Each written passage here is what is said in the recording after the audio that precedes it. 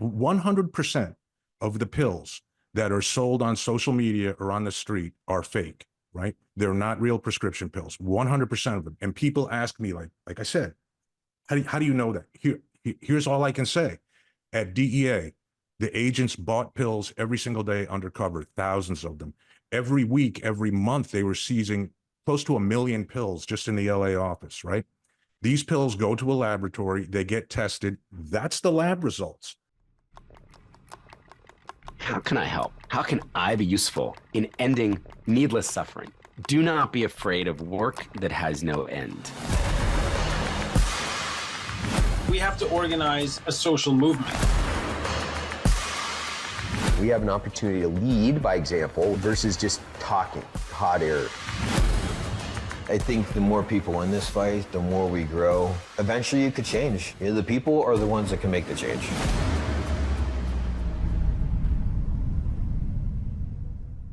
Good morning, everybody. Welcome back to Change Agents, an Ironclad original presented by Montana Knife Company. Strap in, everybody, because we're going to be talking about Tranq, an emerging epidemic in the drug world. The medical term for the drug is Xylazine, and it is typically used by veterinarians to anesthetize animals. On the street, it's known as Tranq, and it is frequently cooked down to a powder form, and it's mixed with heroin or fentanyl. It can lead to horrific results, including disfigurement and amputation. My guest today is Bill Bodner, who was the special agent in charge of the Drug Enforcement Administration Los Angeles Field Division. He was responsible for overseeing the daily operations of 14 offices located in Nevada, Hawaii, Guam, Saipan, and the 7 Southern California counties, which make up the greater Los Angeles area. He spent 31 years with the Drug Enforcement Administration. He's very familiar with Tranq and many of the other issues facing the drug epidemic in the United States.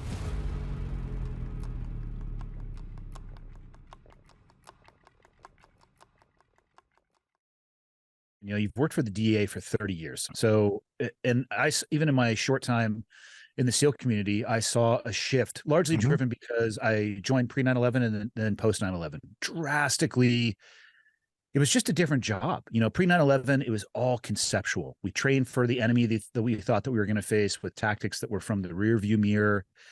I would actually say there wasn't a lot of forward thinking, and I don't say that negatively. It was just about 30 years apiece. 9/11 hits and boom, drastic shift, almost overnight, even though, as you know, a bureaucracy doesn't actually move overnight. So it moved and it shifted. And I'm fascinated to know, I guess, two-part question. Yeah.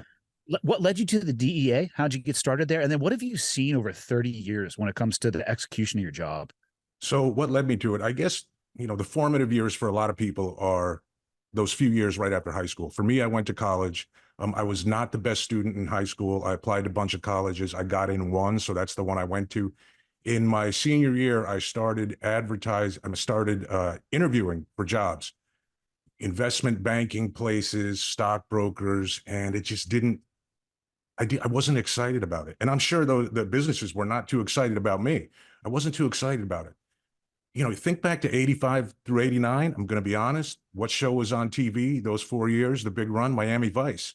That looked like a pretty cool job. I mean, you know, so, but in all seriousness, I was looking for something that I wasn't going to be in a pod, in an office 9 to 5. I wanted to be out and about. I wanted to do something different every day. And I felt like I was looking for something that would have some kind of social benefit, like a little more than chasing the dollar. Not that there's anything wrong with that, but just for me, I wanted to do something where there was a little more benefit to the community. And at that time, it was crack cocaine. Like that was the thing. And the violence in South Florida, the crazy shootings, that's what drew me to the job, just to do something exciting that was going to be different. Did you as far have as changes, I'm sorry. Did you have a family history of law enforcement at all? Or was this a new path for your family? No, I mean, my dad was military police in the Army, like I guess probably shortly after the Korean War. No law enforcement history. Like I said, it's just something I kind of gravitated to. Yeah. How has the agency changed in how they tackle your job in 30 years? I mean, that's a broad question. It is. However you want to.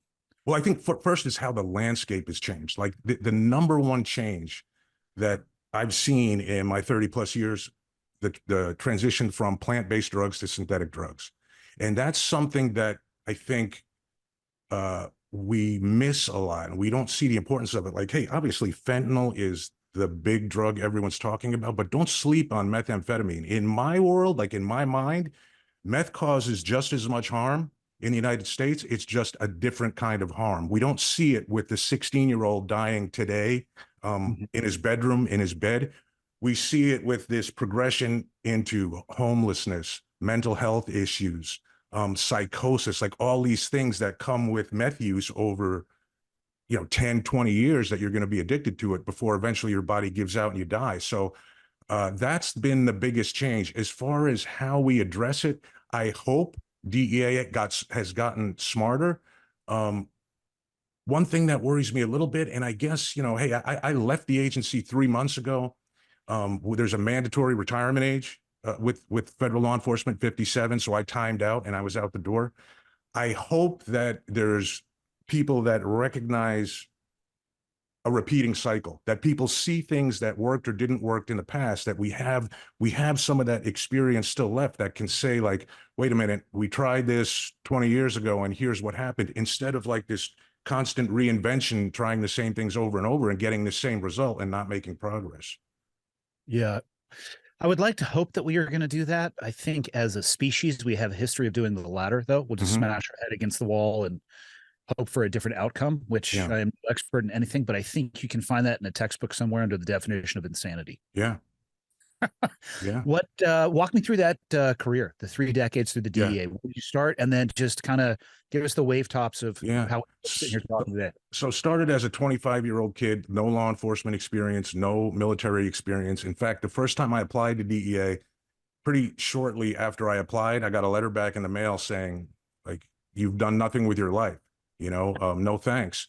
But I was pretty determined at that point to make it happen. So I talked to the recruiter, and the choices were military, start maybe at another law enforcement agency first, or they were also looking for accountants.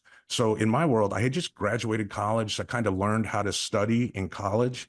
I was a much better college student than high school student. So I said, hey, let me do that. Let me go to graduate school and study accounting, make myself more marketable.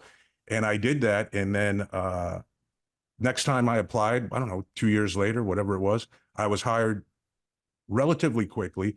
And I've never done any accounting really on the job, but other than to say it does teach analytical thinking, and you definitely have to be an analytical thinker. So I started in Newark, New Jersey. That was my first assignment. And pretty quickly, the government moved me as far away from Newark as possible.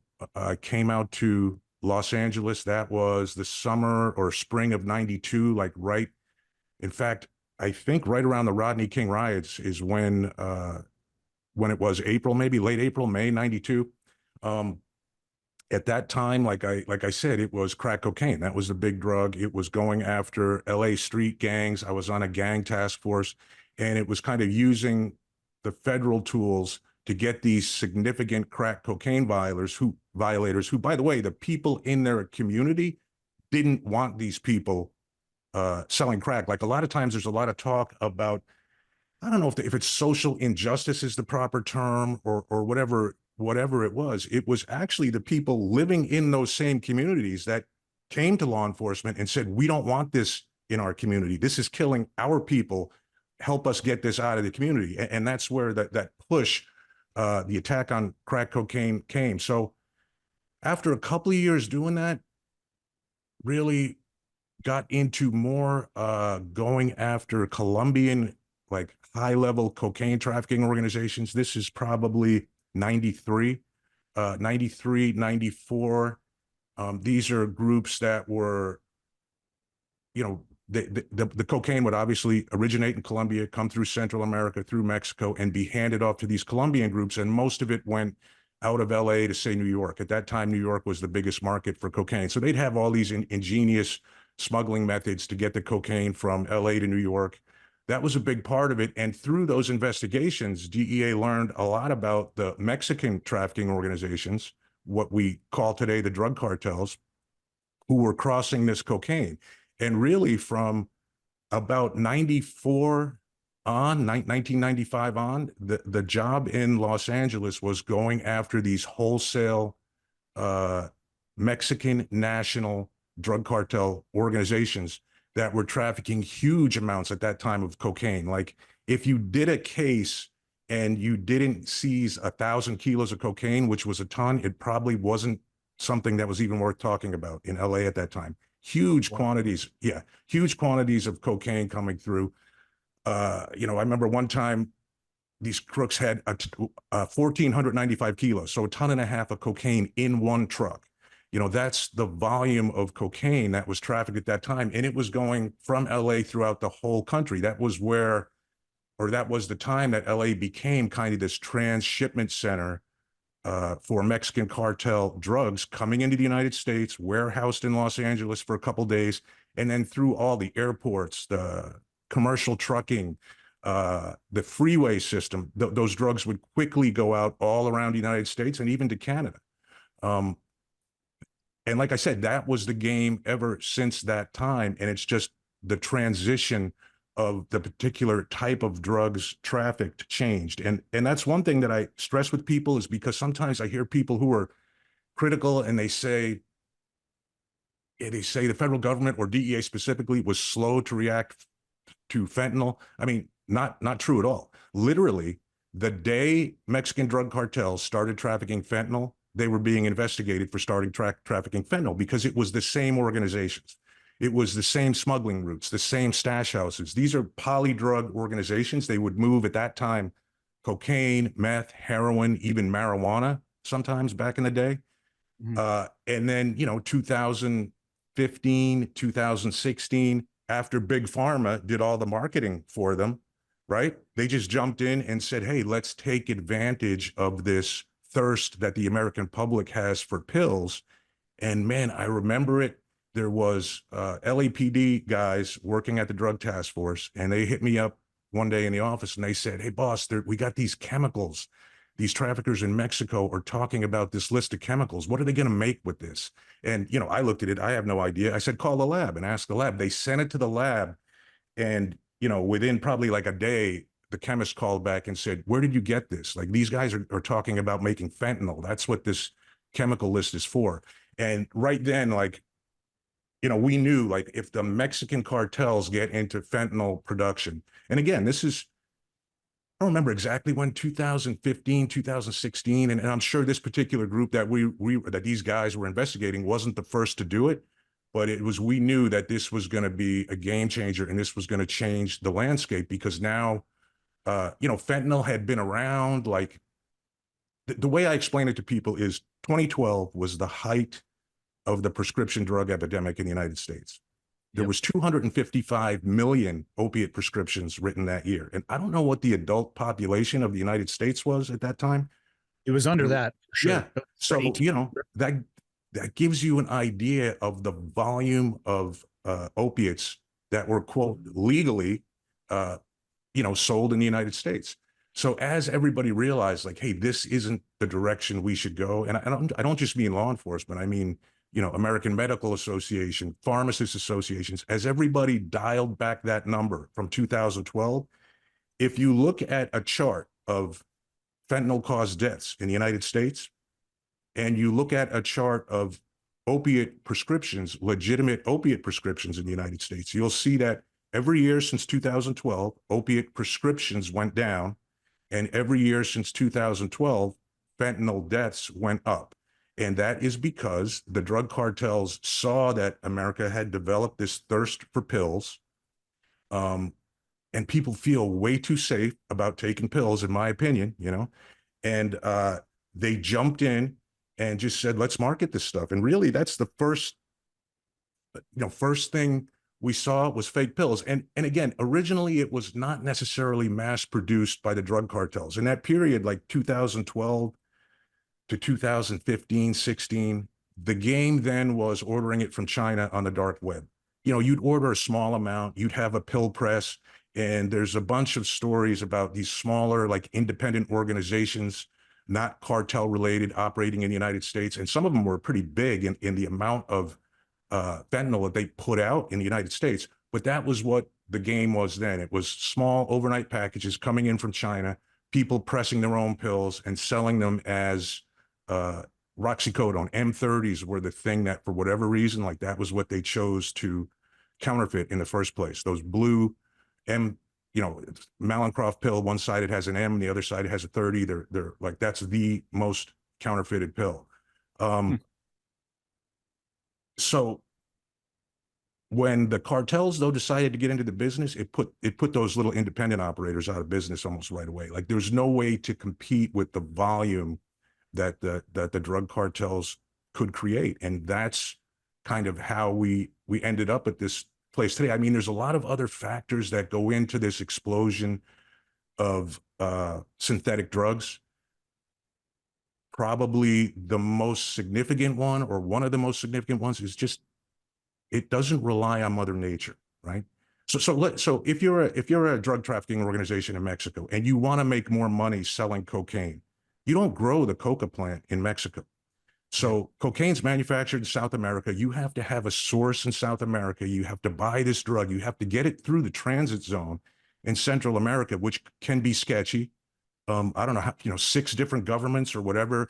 And each of them, you're either having to pay people off, or there's a risk that this load's going to be seized. And you're doing all that just to get it into Mexico and then add $1,000 to the price, smuggle it across the border and sell it in the United States. Like, it doesn't make sense to scale your business like that. So their other option was heroin. Poppy plants grown in Mexico for sure, but only a very, somewhat limited region. So you have to be the drug cartel that controls that region. So you have to have an armed presence. And these fields take up a vast area. And you have to have people working in the fields, scoring the plants, scraping the gum. It's labor intensive.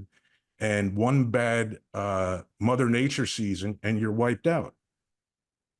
So that's where synthetic drugs came in. And they realized, like, hey, cocaine's a stimulant. We can manufacture, the Combating Methamphetamine Act, I think it was 2004 or 2005 in the United States, a law that restricted precursor chemical availability to make meth. And at that time, there was a lot of some very significant meth labs, like in California and all over. And that law actually pushed all the meth production down into Mexico. And the cartels said, hey, this is great. We can vertically integrate, right? We can control the production and the distribution. We don't have to rely on someone else to get this drug. We can make it ourselves. And then I think once they had those supply lines for chemicals established and, realized what they could do with synthetic drugs, it was only natural to really jump over to fentanyl and start making fentanyl with all the same connections. Yeah, it turned it into a 24/7, 365 operation for sure. Mm-hmm. Have you seen the movie, or it's a Netflix series, Painkiller, done by Peter Berg? Yes, of course. Yeah. What a fantastic insight. There's a couple ways you could look at the Sackler family and be like, holy shit, perhaps that is evil incarnate for the dollar bill. Mm-hmm. But the impact it had. And I read a book, of course, right now, the name of it escapes me, but it talked about the explosion in black tar heroin that was coming across the border. And the dealers would actually go to, I forget the nomenclature, but essentially pill mills where people would line up to get their Oxycontin refilled. And there would be lines across the street. They literally would just park their cars there because as the pendulum was swinging in the other direction, right? It was like an overprescribing window. And then it started coming back. Mm-hmm. It's like, there you go. Here's your $5 fix. You can't get your prescription refilled. Here's some black tar heroin, which I think was just a bridge towards these heavier drugs. But yeah, it's easy to point the finger south of the border and ignore the fact that we had a very heavy hand in creating the demand here domestically. 100%. I mean, yeah, I do. Like, that is a major, and this is kind of my personal thoughts on it. Our acceptance and the prevalence of prescription drugs in this country was a major factor in what we see now with fentanyl. It's originally and still to this day, it's the pills that are killing our children. It's the fake pills that are killing our teenager. Why do they choose? Like, Andy, if you took a syringe and a little baggie of heroin and a spoon and a tourniquet and a lighter and put that on the table, and then next to it you put 2 tiny pills, each one half the size of an Advil. One is bright blue and one is yellow. And you said to a 15-year-old or 16-year-old, what's more dangerous? The answer is always going to be the needle the tourniquet, the light. And the reality is those pills are 50 times more powerful than that heroin. And I think that's the part. It's like the drug cartels have found out a way to deceptively market drugs now. And people say, oh, Bill, are they trying to sell drugs to kids? They're trying to sell drugs to everyone. They're trying to remove what I would call like traditional barriers to entry. You know, like, why didn't I use heroin? Because it came with a syringe and a tourniquet and all these other things. I was just like, no, thanks. And when I was, the age of, let's say, a drug experimenter or whatever, teenager, I didn't know where to get that. And if I did know where to get it, maybe I would have been afraid to go to that area because of just, high crime area or whatever it is. Like all those barriers that used to be really substantial in keeping our children safe, those are gone today. Like you have a smartphone, I could go on Snapchat and in 20 minutes, maybe I'm exaggerating a little, but today I could have fentanyl delivered to my house and I could pay for it with a payment app. So no matter where you live now, and this is like parents, I think a lot still don't realize this. No matter where you live in an open air drug market. You just have to accept that and you have to parent like based on that reality. I hope you are enjoying season 2 of Change Agents, which is an Ironclad original. And if you are a fan of the podcast, you know that we are presented by Montana Knife Company, which from where I am sitting right now is a short 2-hour drive, maybe 120 miles due south towards Missoula. I was first exposed to this brand through its founder, Josh Smith. And actually, when I first met him, I wasn't even aware of what Montana Knife Company was. He sat across the table from me. We had a conversation, and I have been a fan ever since. This was a few years ago, and the velocity and trajectory of that company is unbelievable. I directly associate that growth with who Josh is, what he stands for, and what he puts into his product. So a little bit more about Josh. He's been making knives for 30 years. They're made in the USA. They have a multi-generational warranty and free sharpening. They're design tested and they're built by hunters, and MKC's a hunting knife company first and foremost. They sell out their knives sometimes in under 60 seconds. And if you want to see what they have available or what's coming up, surf over to montanaknifecompany.com. They have a new knife drop every Thursday at 7 p.m. Here's what I'm going to say on that. Practice checking out. As ridiculous as that sounds, you need to have your credit card information loaded and practice the checkout process because they go like that. I cannot even count the number of times I have had a knife taken from my cart because somebody was faster to purchase it than I was. People ask me all the time, what's my favorite blade of theirs? I go with the Mini Speedgo. It is my everyday carry knife. I don't use it for knife fighting. I use it for things that I need a knife for, so usually opening boxes. But it is my favorite blade, and if you're a fan of working knives made for working people, I highly suggest that you check out Montana Knife Company. And I'm going to add to that, let's talk a little bit about the warranty. They have the best warranty program in the industry. No matter if you bought the knife from them directly, or bought the knife from a friend, or it was gifted to you, or if you even found the knife, they're going to honor the warranty for the life of the blade. How awesome is that? Couldn't be more proud to have them as the presenting sponsor of Change Agents. They are a fantastic organization.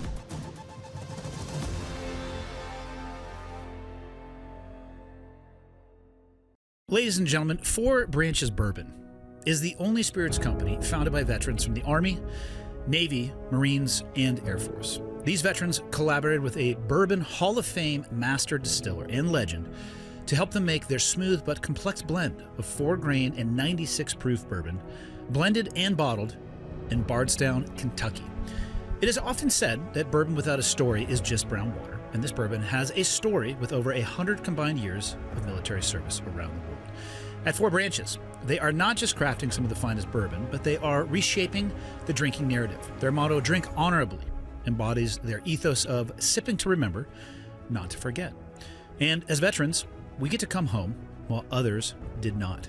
So if you're going to drink, please drink honorably, and don't drink to forget, but let's sip to remember. And if you are going to sip and you like bourbon, this has a very interesting taste. Not that I'm a bourbon connoisseur or expert, but smoother than I thought it would be. I've had some bourbons that about ripped my face off. This was the exact opposite. So please enjoy honorably. If you want to learn more about Four Branches, please check out their story at fourbranches.com and pick up a bottle of their fine bourbon today using the code IRONCLAD10. That is all one word, iron, normal spelling, CLAD 10. You're going to get 10% off.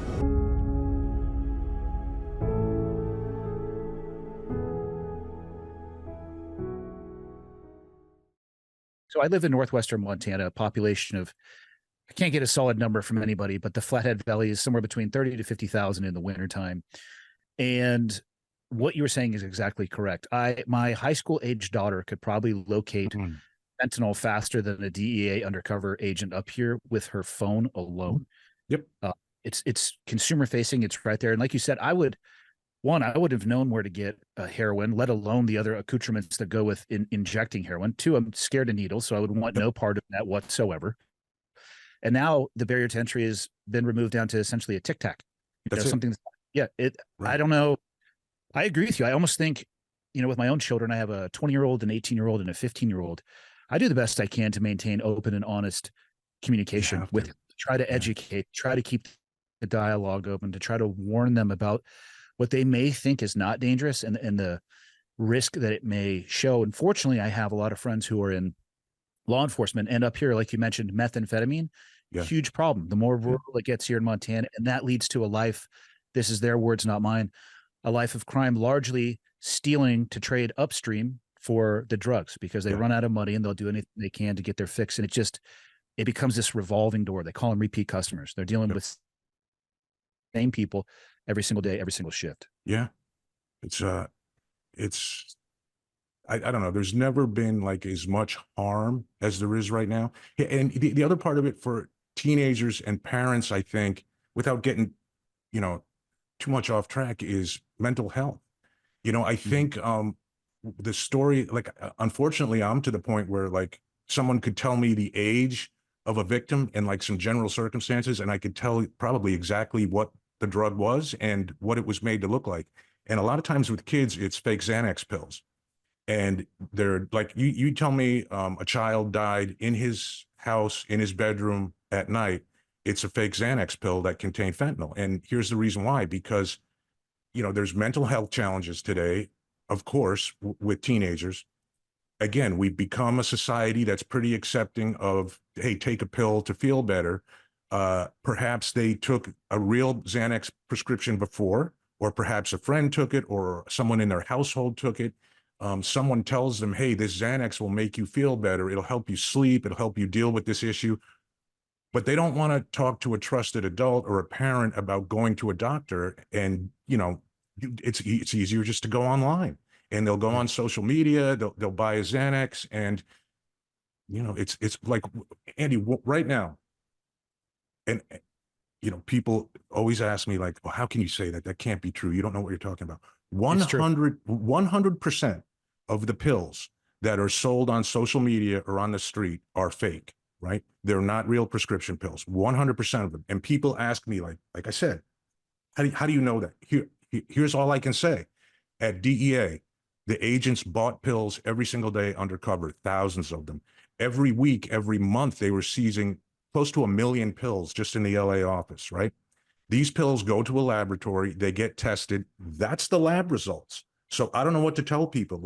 You need to go, if you're going to make a decision to use a pill that you purchased on social media or on the street, that's fine. But just know that your baseline for risk mitigation should be that's fentanyl. And then make your decision based on knowing it's fentanyl. Because if it's a pill now and you got it on social media, it is fake. It's just too much of a money maker for these drug cartels, something that they can make for a dime that a legitimate pharmaceutical pill is going to cost $20. Yeah. Bill, let's keep scaring the shit out of parents. Yeah. Tell me about Tranq. Oh my which is a God. term I haven't heard until I was prepping for this episode. Yeah. So here's what's fascinating about Tranq is, and a lot of times people miss the mark. They're like, hey, we need to come up with a test that people can test their drugs to make sure Tranq's not in it. Andy, people suffering from opiate use disorder, they want Tranq, they want Xylazine in their drug. Just to be clear to everybody, here's why. The traditional opiate high that we talked about earlier, like we talked about pills and you talked about tar, heroin. Yep. The high from that drug has a specific profile, right? It's gonna hit you a certain way, it's gonna last a certain amount of time, and you're gonna feel a very specific way from that high.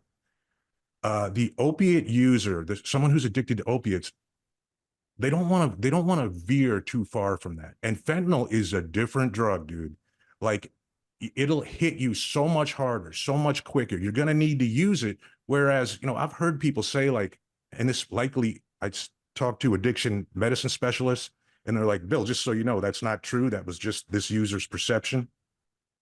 The people will say, hey, when I was on heroin, I could live, like I could function. When I was on heroin, I could function. When I started taking fentanyl, I lost the ability to do that. I couldn't hold a job anymore or whatever. So the point I'm making is that the high profile from fentanyl is different. It's much faster acting. It's much shorter lasting. So what did the chemists do? They started mixing xylazine with it, an animal tranquilizer. Significant points about it. It's not approved for any medical use in humans in the United States. Also, it's not a controlled substance. So right now, at least federally. So right now, the United States Drug Enforcement Administration has no authority to arrest someone for trafficking in xylazine.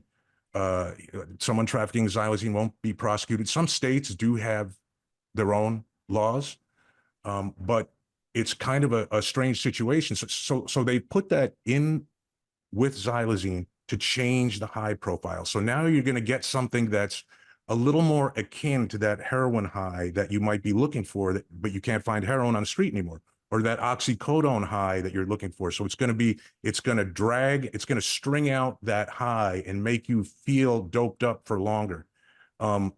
It's not an opiate, so Narcan or naloxone will have no effect on mitigating the respiratory suppression or anything like that. That's the reason why xylazine's out there. Xylazine's out there because people want that high for longer. They don't necessarily want fentanyl. And that's, an important point is it's a supply determined market, right? What I mean by that is you might want oxycodone, you might want heroin, but the drug dealers and ultimately the drug cartels in Mexico, they are the ones that are going to determine what drugs we have social issues with here in the United States. And they're going to determine what drugs are supplied here. And those are, right now that's fentanyl. So they've done something to fentanyl to make it, let's just say, to make it more heroin-like. Well, I mean, that is, there's obviously either smarter or crazier people than me messing with that chemistry behind the scenes. It makes total sense that the cartels are determining the end user's choices for sure. Do you remember the first time that you saw or encountered the xylazine mixed with the fentanyl? So, okay, xylazine mixed with fentanyl. I mean, it's probably 2019, maybe 2019, around Okay. 4 to 5 years ago, I would say. I mean, hey, there's a little bit of it. There's been a little bit of it in pills. Most of the pills are pressed in Mexico. When you see fake pills in the street, most of them are pressed in Mexico. Yes, there are some people that now buy powder from Mexico and press their own pills. But even in pills pressed in Mexico, we saw a little bit of xylazine in it, and we see a little bit in it to try to get that same high profile that you would see from oxycodone. It's been around. It's for sure been around for a while. Yeah, and I've done quite a few episodes with people who have worked specifically on targeting the cartels south of the border. And I don't know what to describe it other than an open secret that, most of the precursor chemicals, if not all of them, are coming from China. They get delivered to the ports in Mexico. And do you think that the xylazine is a part of those precursor chemical, or are they adding that in Mexico? Are the cartels because, they take the chemicals, like you said, pressing them. Is it the cartel making that decision, or is that just now part of the recipe coming from China? So two things. First is when it's mixed with powder, what I've seen is most of the time it's done by the local, almost like retail dealer in the United States. Take Kensington Really? in Philadelphia. You know, that's a real hardcore open air fentanyl Tranq market in Philadelphia right now, probably the worst in the country.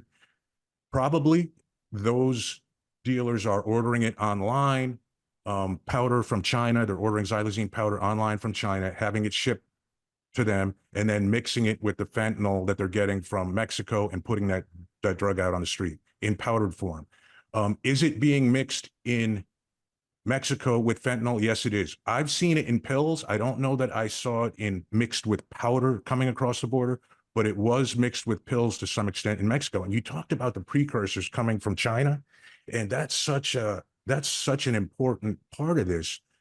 And it goes to, you know, it can be a complicated topic, and I could do my best to explain it. Hey, I have a New Jersey public school education, so I may not be the best at explaining this, but here's why one of the primary reasons there was a huge influx of synthetic drugs beginning right around 2016.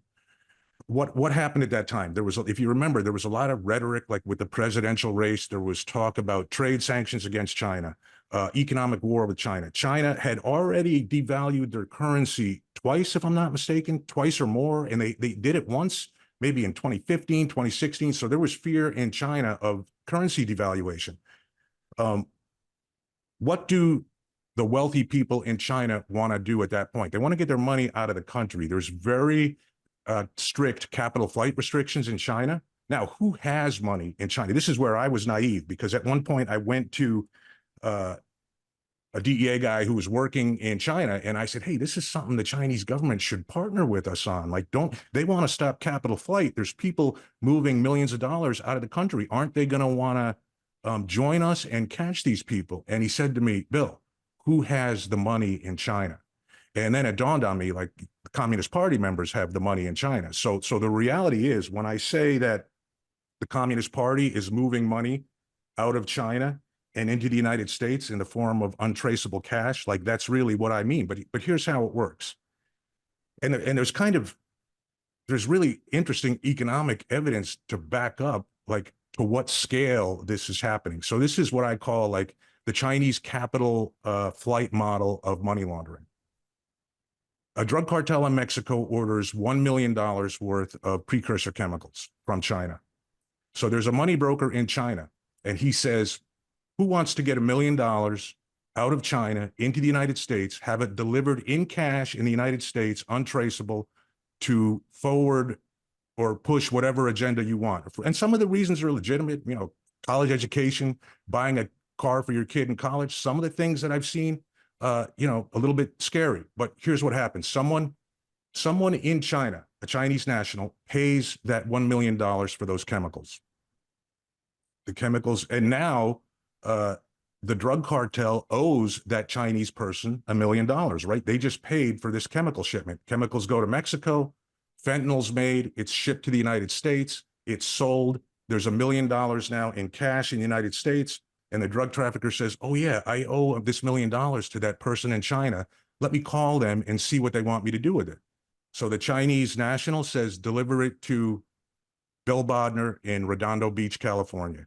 And there goes a suitcase to Bill Bodner. And now the Communist Party has just used the drug trade to get $1 million out of China into the United States in the form of untraceable cash. There was a great story, I think it was NBC News did on this, where they got a quote from the Treasury Department that the United States Treasury Department said the money disappears into thin air, like they have no idea what happens to it. And if you look at the quantity of money that's come out of China via capital flight, I mean, the last numbers I saw, like, for last year were like $68 billion or something like that. Now, obviously, all of that is not precursor chemicals. I'm not saying that, but I'm saying you could almost see like a pressure feed, a pressurized force on the system, where the more Chinese individuals, or the more the Chinese government wanted to accomplish capital flight, the more they would probably push these precursor chemical sales to the drug cartels, the more synthetic drugs made, meth and fentanyl, and the more they were sold in the United States. And like I said, that's one big reason why. And is that part of their 2045 plan?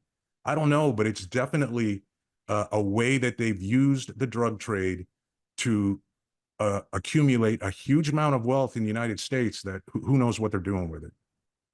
Yeah, I mean, it's anybody's guess as to whether or not it's part of that 2045 plan. But if I put on my planning hat and I would step into the role and make the United States the adversary and put myself in their position, those are absolutely the steps that I would take, whether it be, there's a social media aspect to that as well, too. And I'm by no means an expert on the ability to manipulate social media or pulling this, but driving division, undermining the foundation of this society. I mean, I don't even understand $1 billion, right? It's conceptual to me. 1,000 million. That's a lot of briefcases. You multiply that by 68. So yeah, those are the things that I would do in a society that values time and planning and generational movements over the instantaneous, short attention span of the society that we seem to live in right now. That is exactly what I would do.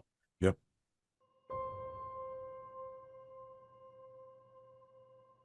There's a lot of things I like about the Mountain Tough program, but I think primarily what I enjoy is they focus on mental toughness in addition to just the physical toughness. Everything they do is grounded in one purpose: life transformations and being strong between the ears in the mind. And there's also a community of 15,000 plus Mountain Tough athletes. So the community is strong, they're supportive, and they're going to help keep you accountable. So you can train anywhere, you can stream anywhere, you can access guided training and on-demand workouts right from your phone, your tablet, or TV or computer, whatever you're into. And everything you need is in one spot. The Mountain Tough subscription gets you access to all the Mountain Tough programs, new programs, and bonus content. And they have programs for everyone. Those who hit the gym and heavy weights, those who like to work out at home with no gear or minimal gear, and everything in between. Mountain Tough has been the trusted training by the dedicated for years now, including U.S. military special forces and dedicated backcountry hunters. There is no excuse for you to not start today. With Mountain Tough, you can conquer your goals with the ideal program for your lifestyle and schedule. Train with equipment or just your body weight on your phone, tablet, TV, or web browser. Most importantly, they will help you train your mindset so you are always ready for anything that life throws your way. Mountain Tough subscribers get full access to world-class home and gym programs, groundbreaking mental toughness training, self-improvement, prehab and rehab, biomechanical form coaching, stretching and mobility flows, nutrition guidance, challenge workouts, and the global Mountain Tough community.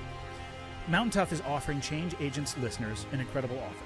You're going to get 40% off on the all-new Mountain Tough Plus annual subscription with the code CHANGEAGENTS. Go to MTNTOUGH.com and enter the code CHANGEAGENTS to receive 40% off, a savings of about $100 on your Mountain Tough Plus annual subscription.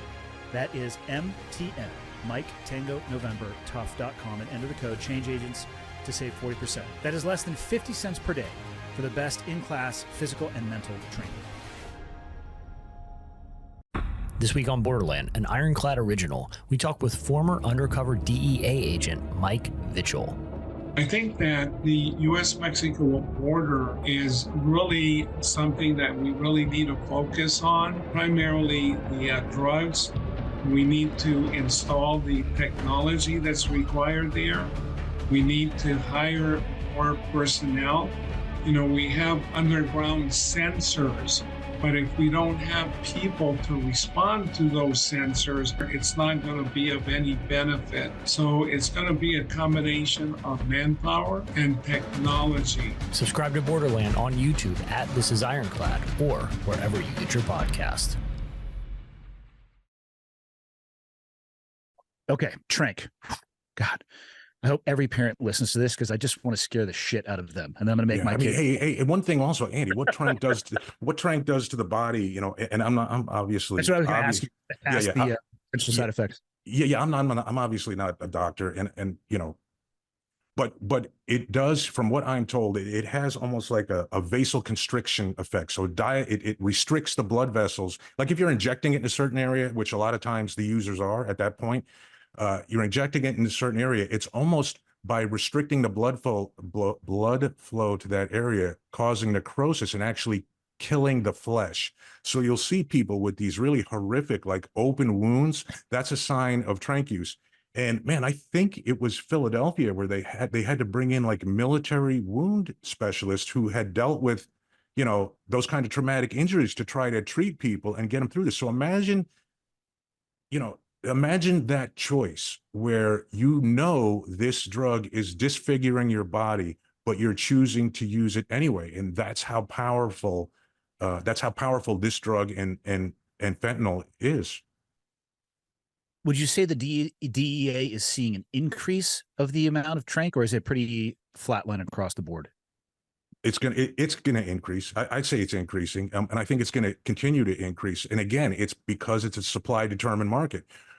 As the push is more toward fentanyl and synthetic drugs, Tranq or Xylazine is going to be right there to be mixed with fentanyl to create that more desirable high.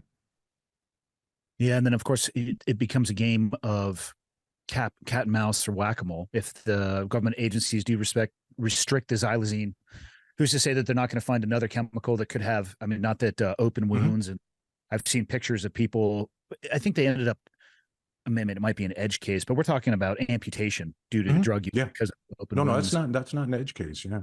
Yeah. And okay, so what would be next? You know, I've started hearing things about what was it, super fentanyl or super meth, and it just seems like this there's something new, and then that new becomes the standard, and it never goes back on the other direction. It's this micro escalation that continues and continues and continues. So there is carfentanil out there, like a different, you know, another opiate drug that's, I don't know what, 100 times more powerful than fentanyl. But I think the drug cartels, so here's the move I see of the next thing it's not even the next thing, it's the thing right now that, you know, goes to what I said earlier, where I hope people are around that recognize that this is almost like the same story playing over again. Yeah. So Adderall, right? We've seen like an incredible increase in Adderall prescriptions. We saw that with opiate prescriptions in the late 90s. We've seen manufacturers now, or we've heard complaints of product shortages, right? Of patients being unable to get their prescribed medication. We heard that about opiates in the late 90s. We've now seen people, I don't know what the word, lobby politicians to put pressure on DEA to raise quotas. By the way, DEA is responsible for setting the quotas for all scheduled prescription drugs. So DEA decides how much of a drug can be manufactured. So we now see people lobbying politicians or groups lobbying politicians to put pressure on DEA to raise quotas.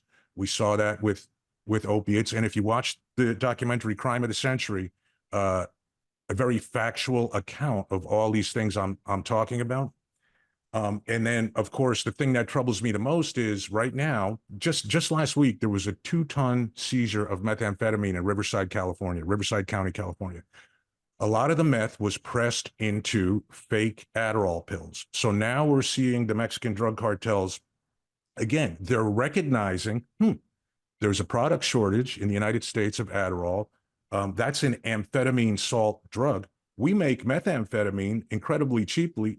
Let's get in that market. So now they're pressing fake Adderall pills that contain methamphetamine, and those are starting to flood the United States too. So that's probably the most troubling thing I see right now, where I feel like we're not recognizing. Now, I'm not saying like Adderall is as dangerous a drug as Oxycontin was in 1999. What I am saying is recognize that this is kind of the same process that we went through with this drug, and everyone should be paying close attention to what's going on with this drug. Is it being prescribed for medical necessity, or is it like a little bit outside the scope with some of the prescriptions? And do people know that they shouldn't go outside the supply chain and start buying this stuff on the street because they can't get it from a legitimate pharmacy? But I think that's probably the next area, like stimulant, counterfeit stimulant drugs is the next area where I see the cartels really getting into it and getting a foothold. Do you think it's possible to wrestle the power away from the cartels? I mean, is it truly, I mean, obviously there's no black and white scenarios, do you think it's possible as a country with our law enforcement ability to pressure them to the point where it has drastically less impact? So I think the answer is yes. I think so. So right now, this is going to sound probably a little strange. I think the Mexican government uses fentanyl trafficking as a weapon, and I don't mean that in a way like they're sending this powder here to kill Americans, and no, they're using it as a foreign policy tool. Maybe that's a better way to say it than a weapon, right? They use immigration as a foreign policy tool, and they use fentanyl trafficking as a foreign policy tool. Why do they do that? You know, the United States has cruise missiles. We have special operations teams, right? Like we have things that we use that the rest of the world maybe fears, where we can demand concessions because of this capability that we have. For the Mexican government, they're going to use the tools that they have. How do they get concessions from the U.S.? They go on TV and they say fentanyl is not manufactured in Mexico. Literally, the president of Mexico said that in the past 6 months. Fentanyl is not manufactured in Mexico. This is a United States problem. And then there's closed door meetings where, you know, how our State Department responds to that and what those discussions look like, I have no idea. But one thing I can say for sure is today, the United States government has information on criminal Mexican corruption. That's involvement in drug trafficking, right? Of people in the Mexican government that they're not acting on. Now, why is that? I don't know. Is there, I only know the drug part of it. Like I said, I have a New Jersey public school education. There's a lot more to it, I'm sure. Maybe it's lithium rights and keeping the Chinese from obtaining all these lithium rights in Mexico. Who knows what it is? But I do know that by not charging that, we've taken a tool off the table. Hey, one of the the best example of this, and hey, by the way, I'm not a registered Republican. I'm not a registered Democrat. I'm the idiot who voted for Obama in 2008 and Trump in 2016. And I say that just to say that my comments are not meant to be political. One time in the fall of 2019, Trump tweeted something about designating Mexican cartels as foreign terrorist organizations. That one tweet probably had more of a beneficial effect on DEA operations in Mexico than I've seen from the current administration in the past 2 years, right? Just the threat of, not even the threat, just that, like putting that out there for discussion. Again, a tool, right? You don't have to do something. You have to say, here's a tool. Just like they're doing with immigration and fentanyl trafficking. We have this tool that now the administration is like taking it off the table. They're very publicly, I think at least, say like, we wouldn't do that. You know, why would you say that?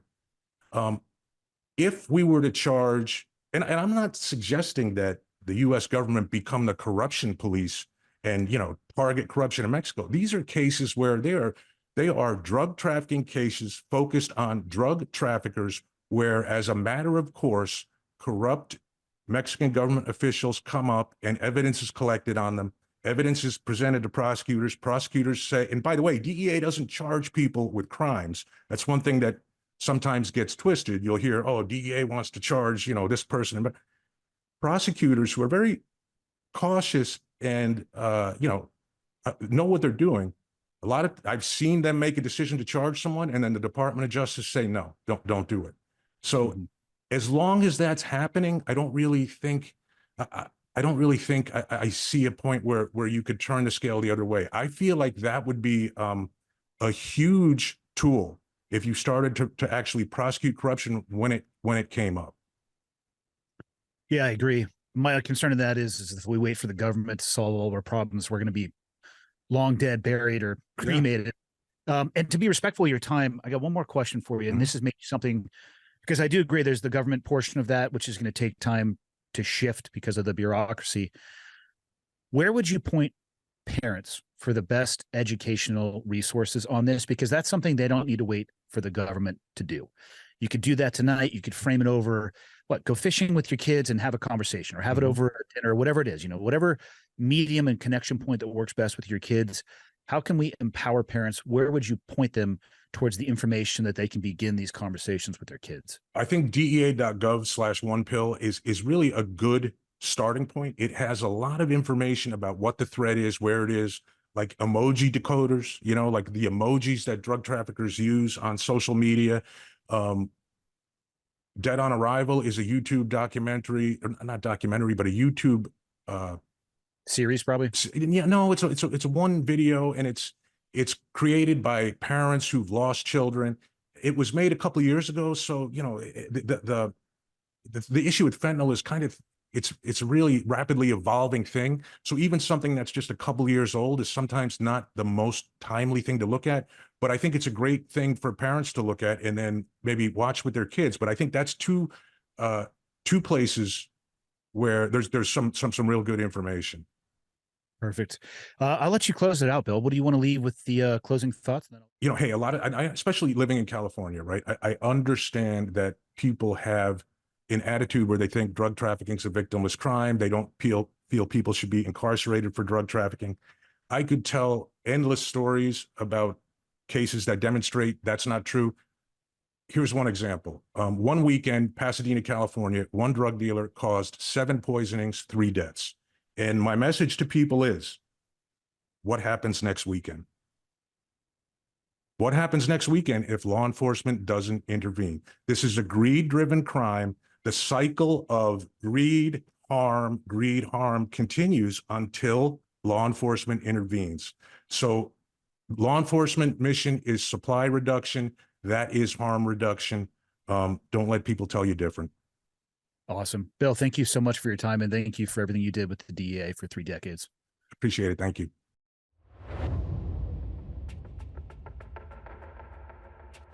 I hope you enjoyed today's episode. It's actually a lie.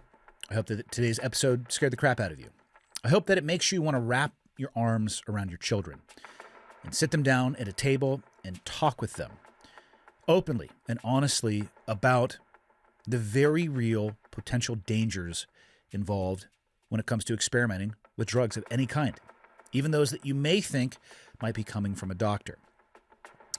If you or someone you know is struggling with addiction, you can visit the Substance Abuse and Mental Health Services Administration website for resources at samhsa.gov. That is samhsa.gov. Or call the free and confidential national hotline at 1-800-662-HELP, which is 4357. I'm going to say that one more time. 1-800-662-4357. Thank you again for listening to Change Agents, an Ironclad original presented by Montana Knife Company. I will see you all next week.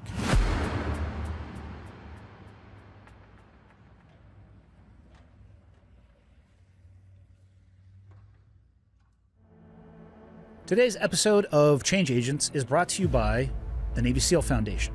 And they are special to me for obvious reasons. I have a genetic tie to them through my time in service, and I've actually worked with them on a variety of fundraising and charitable initiatives.